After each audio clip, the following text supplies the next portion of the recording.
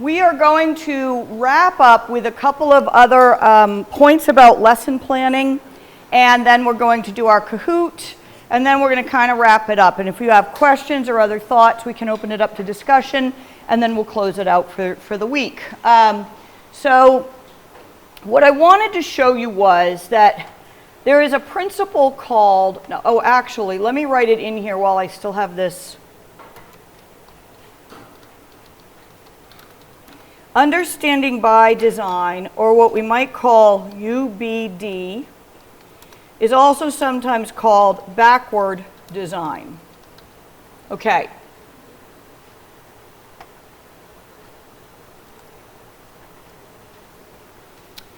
I had neglected to write this down, but the next slide is actually about this. So there is an entire theory and practice intertwined that is built around what we call understanding by design. So what that means is that we are not simply, we are actually, we have an articulated purpose and design to the way that we set up understanding in classrooms. This is an extremely well-known tool and program. And you can put in to a Google search anytime you want, and I do it quite often because I don't always have these right on hand, UBD templates or understanding by design templates. But one of the key pieces of understanding by design is what we call backward design. And backward means that, remember how we set our criteria, we set our standards, we set our goals. That's kind of the guidepost that's kind of at the end that we want people to reach. Backward design says start there. Let me say traditionally what somebody might do. Oh, wouldn't it be fun to think about how, to learn about forests? Yeah, that would be fun. What do you want to think? I don't know, like maybe the different kinds of mushrooms that grow. That's a great idea. You know what I love? I love moss. Yeah, moss is great too. Oh, I know. I really want to know about how rivers kind of and streams go through and build like little ponds. Yeah, that's a great idea. So all of that is just like jumping from activity to activity, but I don't have an articulated standard yet. So if I start with a standard, students will be able to name 3 types of something, flora and fauna that live in, that are part of forest biomes, okay? Now I can back up and say, do types of mushrooms fit that? Yes, it actually could. Do my little vernal ponds fit that? Yes, they kind of do. How about, can I learn about some animals in the forest? Does that fit it? Yes, it can. So if I start with my standard, I'm not just building in something arbitrary. So one of the examples I like to use, because I have taught French over the years, so in language learning, back in the day when I was growing up, pre-standard kinds of thinking about this, the teacher might say, I know, let's have a day where we just make crepes in class. That would be, wouldn't that be fun to just, you know what crepes are, like little thin pancake, right? Wouldn't that be fun to just have a day that we do that? Yes. But now we have to say, wait a minute, I'm not saying give up the crepes. I would never say give up the crepes. But I am saying, let's start with a standard. And maybe a standard is students will be able to engage in culturally relevant traditions. Because maybe that's an important part of knowing French culture. So one of those things might be a crepe day. But if I can't tie it here, then I really should probably let it go. I don't want to let go of crepes. Maybe there's a different way I can do it. Maybe we can have a little party that's going to go. Everybody awake? Okay. Maybe we can do a little party at the end where we do it, or maybe there's another time or a space for it. Or maybe I can say, how about after school? Who wants to make crepes today after school? But that's separate from what we're maybe getting a grade on or what our criteria is. So backward design says, if you don't start here, you may end up with a bunch of stuff that doesn't fit and doesn't belong. So I'm going to show you the next template, and I use this with my own students at Bates as well. So I've taken the understanding by design template and I've set it out a little differently from what, and I like the UBD. Remember UBD, understanding by, what is UBD? Say it one more time. So the templates are great. There's some really great templates, but I actually find the UBD templates a little overwhelming at times. So for my students, I actually set this up slightly differently. And notice that I go step 1, step 2, and step 3. Why? I'm going to show you why. Step 1, what are we starting with? We're really starting, in a sense, at the end. We're starting with, what do we need to leave here knowing? We need to know 3 points of, 3 theories of education. We need to know, what does a good assessment look like? We need to know, so I am setting, and you can call these whatever you want to. I mean, people call them different things. We call them learning performance thing. I mean, there's every imaginable name for this, but it's basically our criteria. On that rubric we built, those are the side criteria, okay? Now, the best stems to use, the student will be able to, makes us have a good, so let me give you an example. Is it a goal or is it not a goal if I say,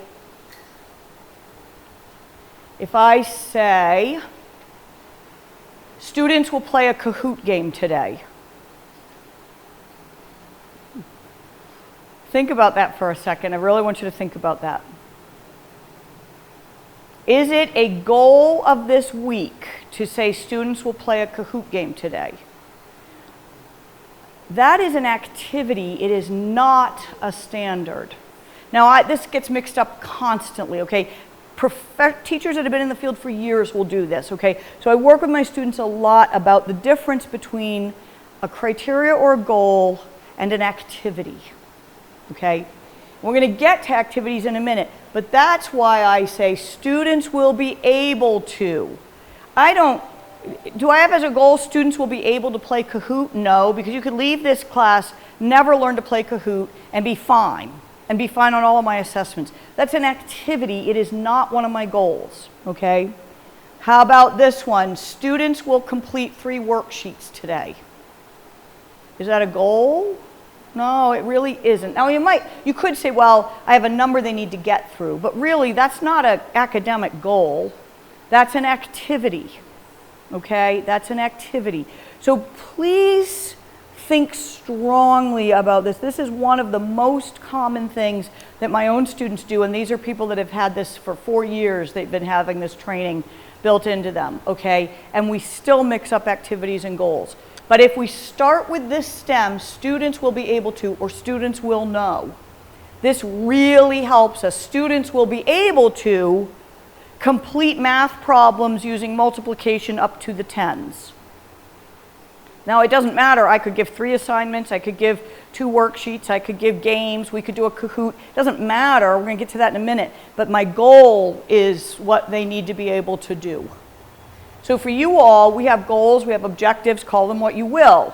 Now, I've set those. Those are my criteria on that rubric chart. The very first slide we ever gave on this class was our goals and our objectives of the week. Now let's skip all the way over to here, which is step 2. How will I know that you've met that goal? And hello, assessment, okay? Everything I said, first part of today. My assessments must match my goals. So in this case, I tell students sometimes to even draw the line over. So evidence that we will collect to prove the attainment of these step 1 goals. What is the evidence going to be? In your case, it was a 8 questions out of 10. It was an assessment that was a written short answer assessment with 10 questions, okay? It might be a poster. It might be a group engagement of some kind, okay? What is the evidence that I'm going to collect? That evidence should link directly with what my goals are here. By the way, I don't want more than 2 to 4 goals, maybe 5. I think we had like 5 listed, something like that. I don't want too many because then it becomes cumbersome and it's really hard to make sure I cover all of those, okay? These also I don't want, I might have 1 assessment that covers all of this, or I might have 2 different things that we do. We have not talked about formative versus summative assessments, but when we play a game, when we do those charts that you glued the pieces on, those are formative. You're not getting graded for those. You are working with something that I can now see. Where are the confusions? What am I learning? So a formative assessment, I'm not, again, I don't want to throw too much at you, but it's assessment for learning, meaning I can use that as a formative thing to get us where we need to be. Summative assessments are those big ones that have evaluations attached to them. Those are the ones where you're getting your scores. I'm not putting a score on your charts. I'm not putting a score on your Kahoot. You might get candy for it, but you're not getting scored, right? You can do poorly on Kahoot and it's fine, but we can learn from it, okay? So what is the evidence that you're doing this? And I need to see the evidence. You can't just tell me, I know it all, I just put it on the paper. I need to see it, okay? But now the question is, how do we get from here to here? And step 3 are actually the learning experiences that get us here. So I have my goals. I know what it's going to look like. I don't say, come back on Friday, take the test. What I do is I build all sorts of, this is everything we do day by day. This is the Kahoot. This is the little pieces of paper. This is the turn and share. This is the, hand of 5. This is the lecture notes. This is the PowerPoint, okay? This is actually the steps I'm taking to get us there. Now, I bet that a number of you have been in classes, my own kids included and myself included, where a teacher will say something like, students will be able to spell words that have an EA or EE pattern in them. And then I say to the class, to my first graders or second graders or third graders, quiz is on Friday. Come in ready to take that quiz. I don't do much throughout the week, and on Friday I say, take out a piece of paper. Number 1, beach. Number 2, cheek. Number 3, green. But I have not done any of the structured scaffolding to get my students here. So I say to students, this is your set of 10 words. You're going to be tested on Friday. Some of those kids get home and they have a parent like me who neurotically sits down and builds up flashcards, and all week long we're going, oh, I have my finger on my cheek, C-H-E-E-K, right? And some kids lose the sheet before they even get out of the school building and have no idea by the time Friday rolls around, and they have not been scaffolded for that learning. If I say to those kids, come in on Friday and take this test, and some kids do poorly on it, I don't think that's the child's fault. That's not teaching. That's just how much support do you have at home. That's just how organized are you. I've taught you nothing. I've taught you nothing at all. Nothing. But if I play a couple of games, if we do some bingo activities, if I give you some tricks for remembering, how to remember cheek versus beach, okay?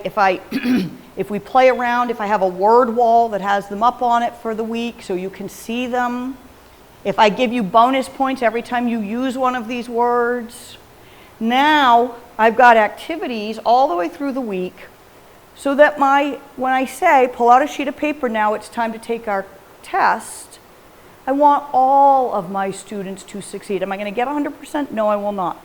Will I get maybe 80%? Maybe. But I sure will get more than 20% that had good support at home to build some flashcards, right? Okay, this is true no matter what we teach at any level ever, that here is the teaching. Right here is the ZPD. Right here is how we are responsive to our learners, okay?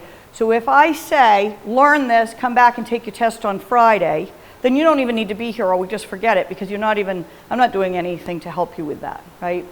So this engagement is where I get my outcomes on the assessment that proves that my students have done this work. Now, some people talk about things like, I don't know if you've ever heard the term grade inflation, or, well, a teacher gives out too many A's. All of those conversations become just moot. They're ridiculous conversations to have if you're following this pattern. It doesn't matter how many A's I give or how many. Part of me says, if I've taught this right, all of my students should be succeeding, right? Are they all going to? No, they are not all going to. But if I've done this part well and right, I should get a pretty high number of successful students. I am not trying to set them up to fail. I'm trying to set them up to succeed. So some people like to think about a bell curve, but we've kind of thought about that to be the J curve, which is that I want my high end, I want my students to have more of a high end. I want to have a lot more A's and B's or whatever your system is, right? I want everybody on that assessment you took yesterday, and some of you maybe just ran out of time, but I want everybody to feel success from that. Because if we've set the week up right, you've done enough to engage your brain, your body, your soul, to be able to show me evidence of learning. So I use this with my students all the time that are learning how to be teachers, and I ask them to fill this out, then I ask them what will it look like, and then how do we get our students there? We build that bridge. And we build it for the student. We don't just expect some of them to have, it's like the tree, right? We don't just, some of them are monkeys and some of them are fish, right? But that's not a judgment. It's just saying, I have all of those students that I want to be able to reach the top of the tree. I'm not changing the treetop. I'm changing what else I'm doing here. So all of this makes sense for what we've studied this week, right? Think about that differentiation, maybe having some different ways of showing what you know. There's lots of different ways in which all of our week come together when we think about lesson planning. I'm going to show you one more thing and then we'll move to the Kahoot and we'll have time for some questions. So this is one of the courses. We have a course management system. This is the lesson plan that I ask my students to fill out. You may have trouble seeing this.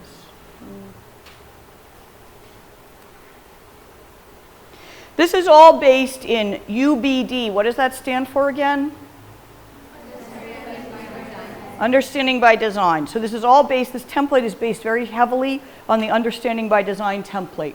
So the first thing I ask them, and you can see it right up there, right? Understanding by design. It's slightly adapted for my context and my students.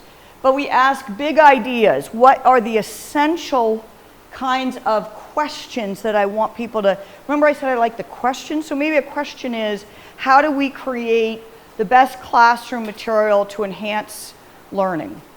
I don't have to have every answer. I don't have to have answers for all of these. I just need to be, maybe if I teach an art class, my essential question might be something like, what is the purpose of art in society?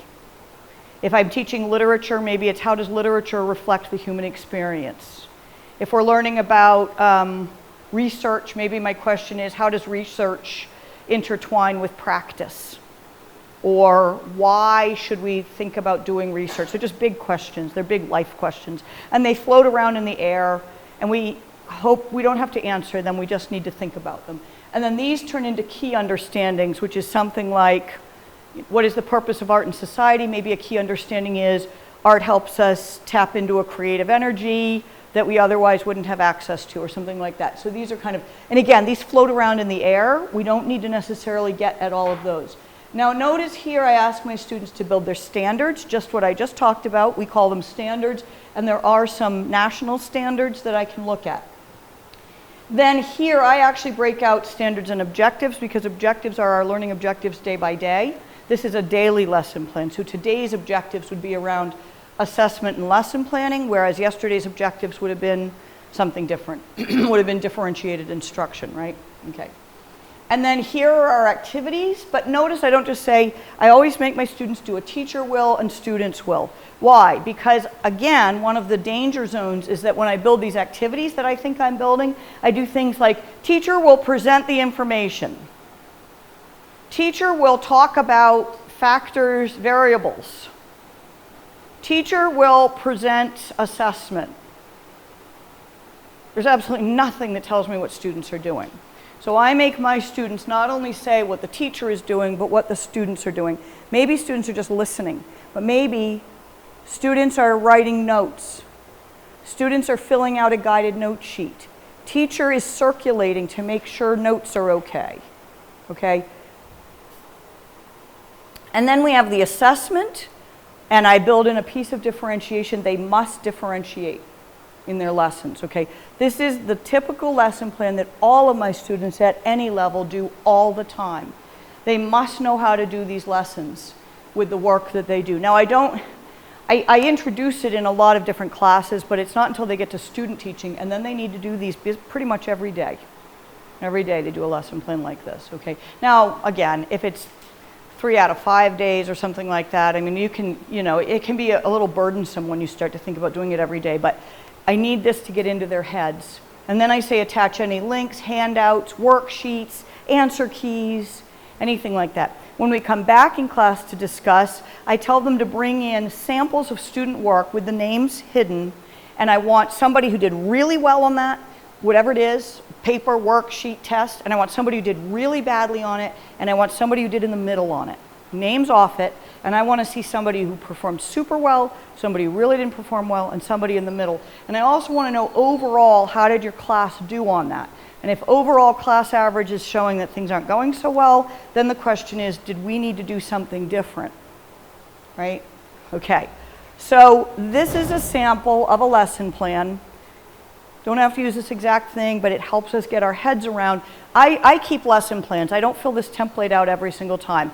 What I do is I say, where am I going? What do I need my students to know? I also have a syllabus that also says this. What are my activities of the day? I always write those down, including any interactive things. How will I know? What will the assessment look like? I have that in my head. I've done this so many years, I kind of have a pretty good idea of that. And then what do I do if students maybe are absent? What do I do if a student needs extra support? What do I do if a student comes in and hasn't done what I asked them to come in and do? What do I do if I have a student that has a disability? What do I do? I have a student this last term who had a very severe concussion, and so she wasn't able to use her screens and things like that. So I had to differentiate for her and help her think through what she needed to do. So differentiation helps me think, where do I need to help figure out my fish and my birds and my monkeys and my elephants. Okay? I had a number of students that spoke other languages, so is there vocabulary that people are going to struggle with? Do I need to kind of explain the vocabulary? Okay? All right, settle. What do you have for questions? For thoughts. And I know for some of you, this is more relevant than for others. Not all of you are going out there into the bright blue world to build lesson plans. I actually think rubrics can be used like in the bright blue world, but lesson plans maybe not so much. However, having said that, even as a learner, we could even think to ourselves, did I get what I needed for those activities? Okay? We can ask even as a learner what's happening in a lesson. It's really helpful if we are teachers, but we don't need to be teachers to have this make sense. Yeah. So I just wanted to know, when you're making those rubrics, yes. Let's say you have that done for the assignment that we did yesterday. Yes. The test we had yesterday. Yep. Will you be doing it for each question or an overall?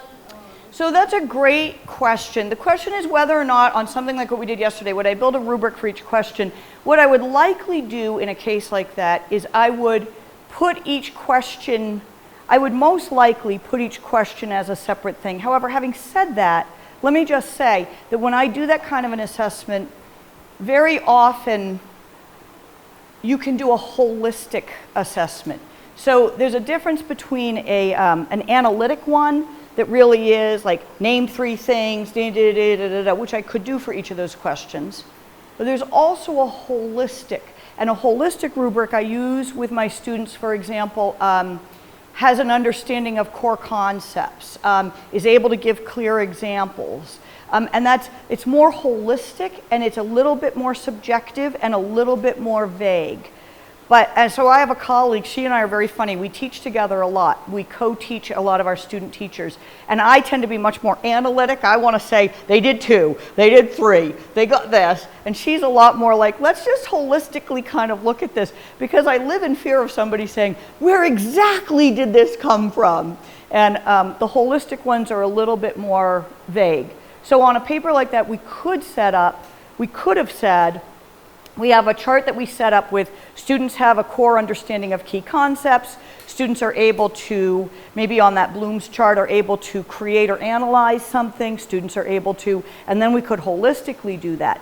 The way that that test was set up, I think, was very fair in essence, saying that every question had 3 points, so that it was pretty clear in our heads where a 1, a 2, or a 3 would come, but it might not be clear in your head. So let's say you say, well, I got a 1 on this and I don't get why.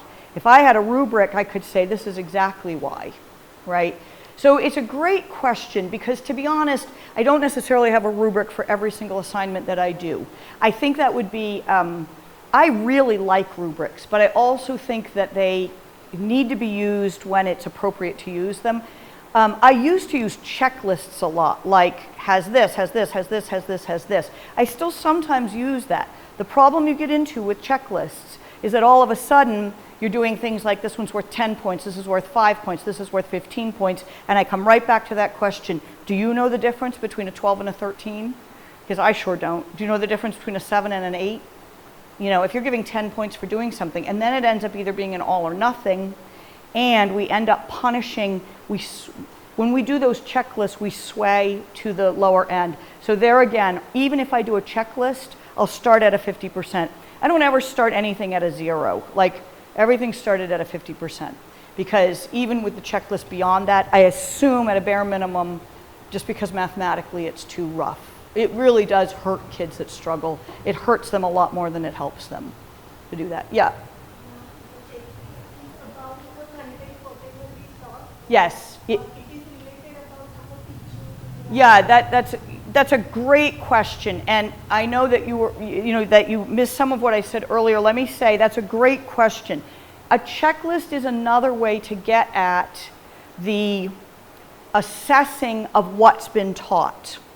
So again, I don't want something on the checklist that was not part of my, so example would be on the checklist, got something turned in on time. Well, on time, if I take points off for timeliness, that has nothing to do with whether you know chemistry, right? Having said that, I don't necessarily think it's bad to set a time frame, because I've been in situations where there aren't, and then people, take forever or whatever, and it ends up being other problematic things. But the checklist should represent the criteria. Now, the other thing is, this shouldn't be a mystery to students. When I build rubrics, they have that right at the beginning of an assignment. There's no secrets. I don't need to hold my rubric and go, you have to guess what's on my rubric.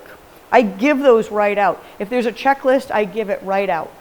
So there are a lot of ways we can do assessment that lets people know what our criteria is.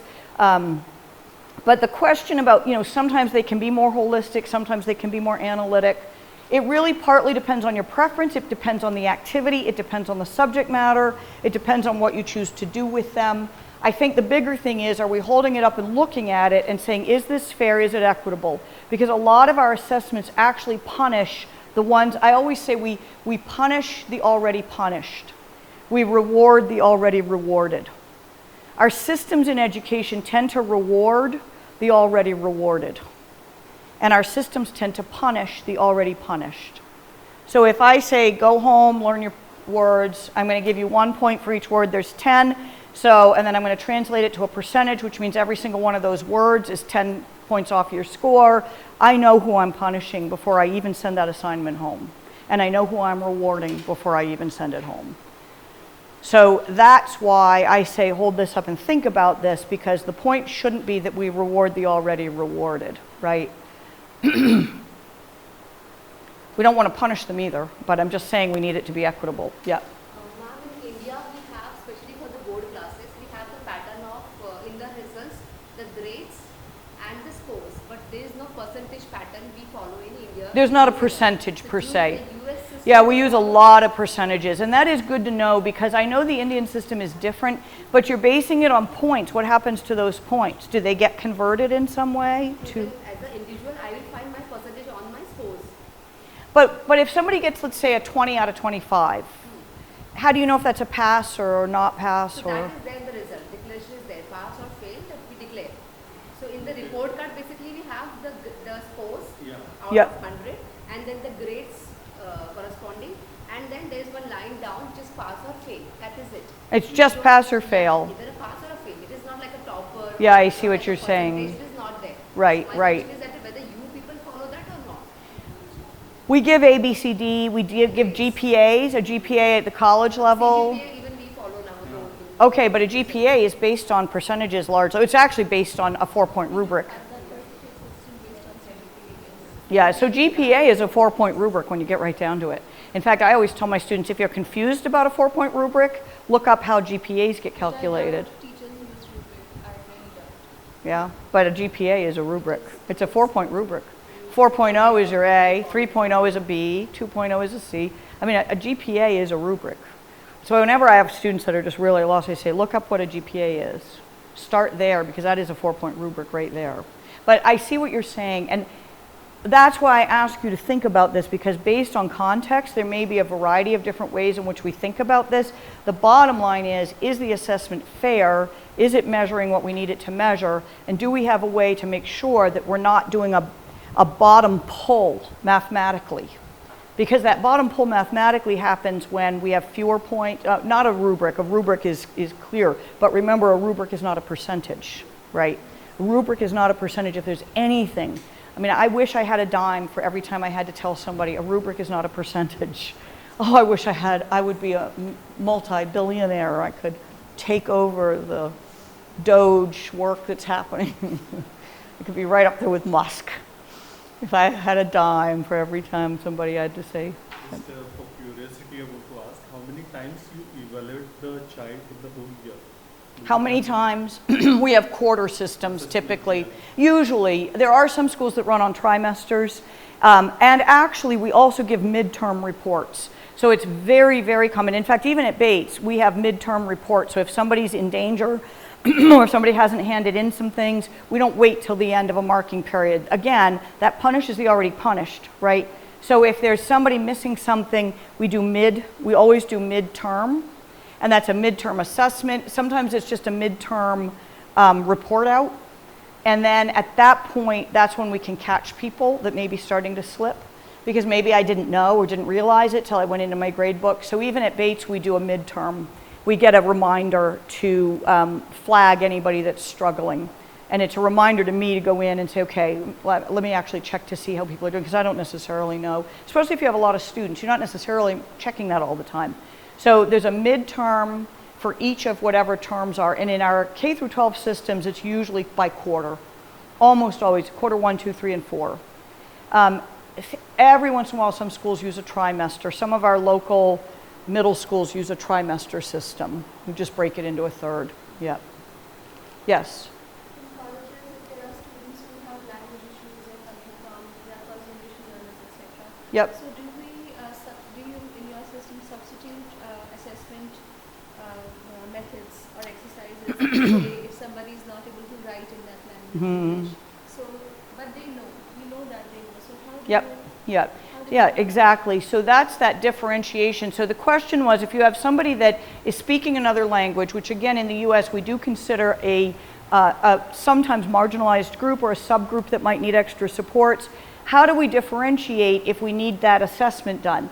So all of the things we've learned would be saying something like, for example, well, first of all, my first question would be, systemically are there supports on a campus for that student? So all of our school systems, as far as I know, all of them have, or most of them have an ELL or an ML department or a teacher or a supervisor within that system. And at Bates, we have an Office of Intercultural Education, we have an Office of Accessibility. So we have offices that are systemic. Because one of the things we have to ask is, if we say to a student, you are welcome here, remember, it's not just access, it's not just whether you're taking a seat, it's whether you feel that you really do belong there. So number one is, are there systemic things in place? The second thing is, within the classroom, are there ways that I can differentiate not necessarily my content, but can I differentiate the product or the process? Meaning, if I have a student who's an English language learner, I have several students from China this term who have limited English, but they can keep up with the work. I check in with them periodically. Are they understanding? We do guided notes. I make sure, this is at the college level, they've gotten accepted at a very good quality, high quality college, so I trust that they have a pretty good toolkit of strategies, okay? But when I give an assignment, there are some things that I do. I do overlook some grammatical things that I know are a language interference. So, for example, a very common language interference is to mix up your subject-verb agreement. So I might say, he like milk instead of he likes milk, right? It's very, very common to mix up your verb agreement. I would never, ever take points off for somebody mixing up verb agreements. Okay, if I know that somebody has a native Hindi, in English we use capital letters and periods at the ends of sentences.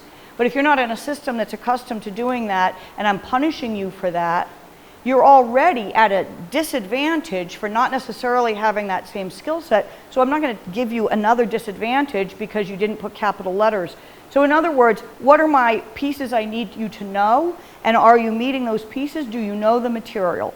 The other thing that I do is, quite honestly, I told you I do quizzes, but you always get 2 chances and you always get to look at your materials.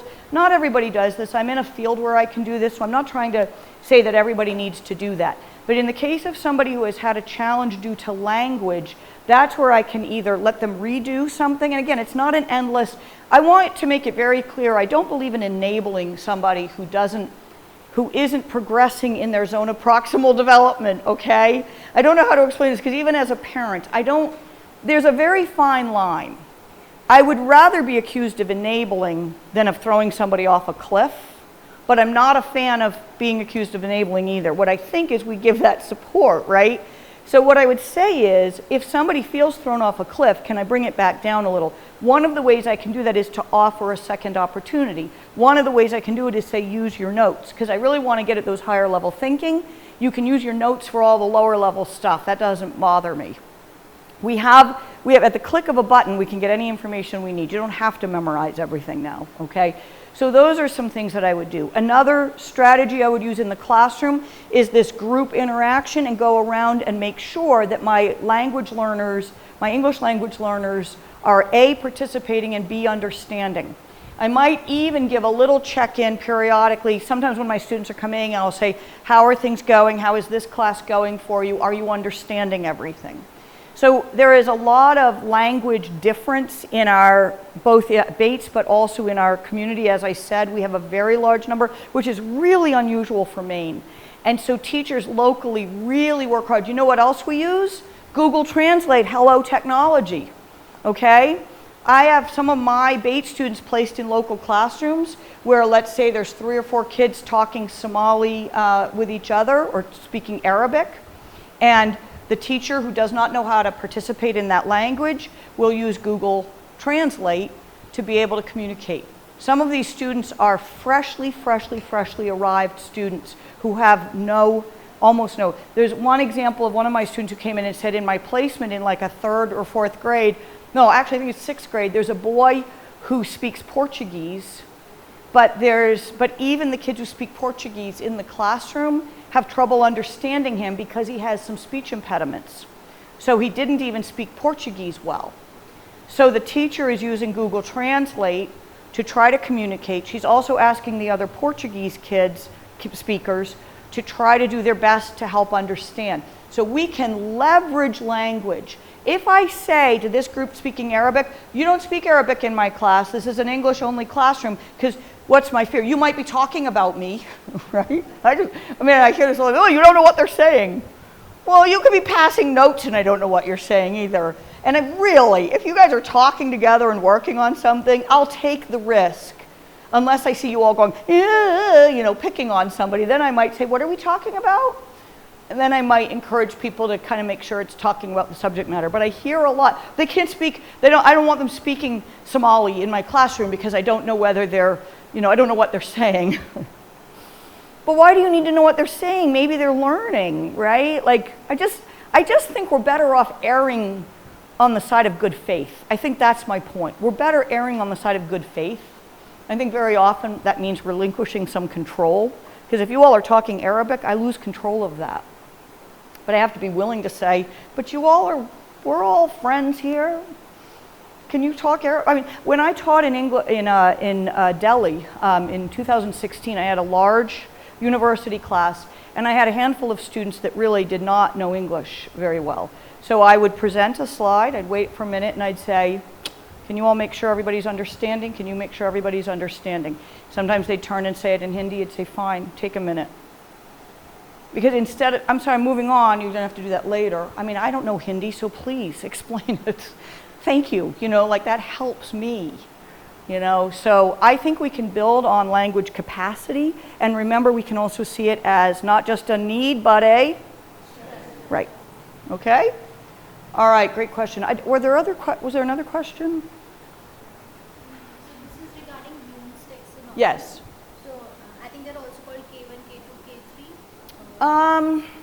Yeah, I know what you're saying. Yes, I know exactly what you're talking about. I think you're right. There's yes, schema for knowledge, yes. When we are building these curriculums for students, Yes. we go from K1 to K6 in an order. Oh, there we go. Okay, Now right? K1 being remembering. Yes, okay, so it's very similar. That's So right. I just wanted to know, like, you always have that last creating Yep. in all your subjects, or is Yeah. it an instance?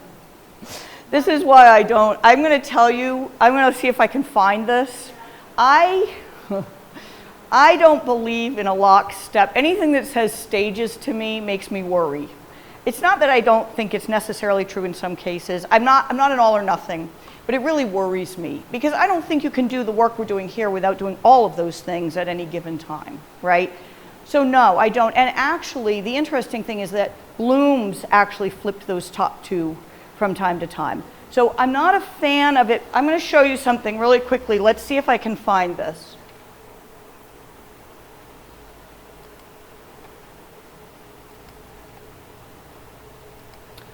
I have found this before that I've used with students. Bloom's taxonomy as a circle. Let's see if I can find this.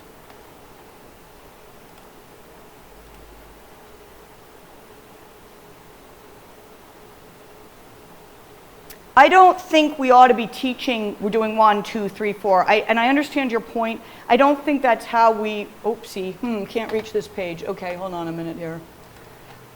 Let's just look at it from here. I know you can't read this. You don't need to read what's in here. This is Bloom's taxonomy here, but it is set up more as a, I mean, this is an AI overview. Remember, we have to be very careful.